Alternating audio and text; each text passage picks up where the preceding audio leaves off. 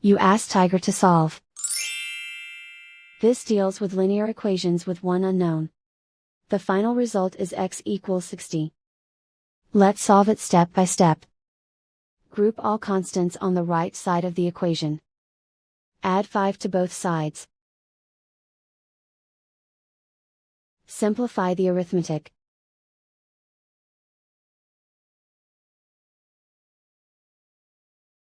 Isolate the x.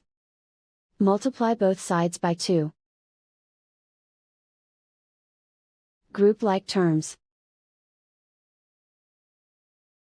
Multiply the coefficients. Simplify the fraction. Simplify the arithmetic. And so the final result is x equals 60.